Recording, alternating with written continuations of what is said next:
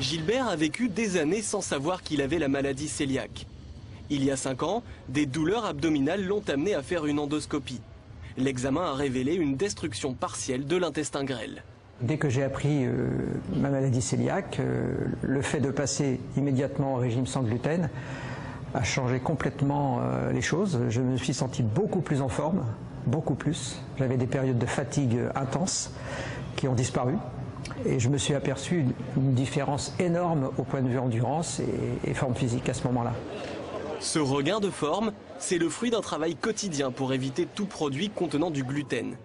Un vrai parcours du combattant. Dès qu'on va dans un magasin, les problèmes commencent. Pour faire des achats, il faut lire toutes les étiquettes avec une très grande attention pour éviter de rencontrer du gluten dans ce qu'on achète.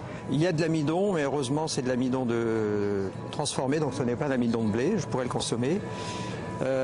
Ensuite, fabriqué dans un atelier qui utilise poissons, crustacés, mollusques, œufs, moutarde, céleri, céréales contenant du gluten. Donc voilà, évidemment, j'arrive à la fin.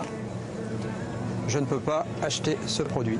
Dans l'industrie agroalimentaire, il faut regarder partout. Et souvent, il faut sortir la loupe parce que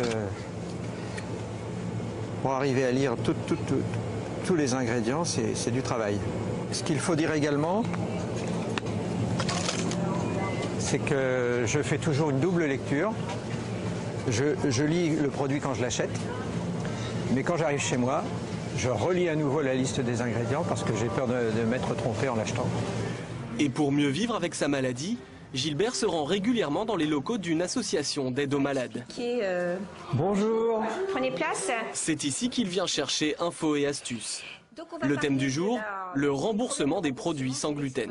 Quand vous allez acheter des médicaments dans une pharmacie, vous pouvez demander à ne pas payer l'avance de la sécurité sociale et de la mutuelle si vous avez une mutuelle, et on vous donne les médicaments. Là, ce n'est pas possible pour les produits sans gluten, il faut les acheter, il faut les payer et après se faire rembourser. C'est un des rares endroits où ils peuvent tous se retrouver, pouvoir parler de leurs problèmes, partager leurs expériences. C'est sûr qu'ici, tout le monde se comprend puisqu'on parle du même sujet et on est un peu moins les petits hommes verts qu'on voit quelquefois quand on dit qu'on est intolérant au gluten. Les gens ne comprennent pas très bien. Ici, au moins, ils peuvent poser leurs questions, discuter, partager leurs expériences et puis avoir des réponses à leurs questions. La semaine prochaine, Gilbert et les autres adhérents viendront pour une nouvelle réunion avec au programme un cours de pâtisserie sans gluten. Ah oui.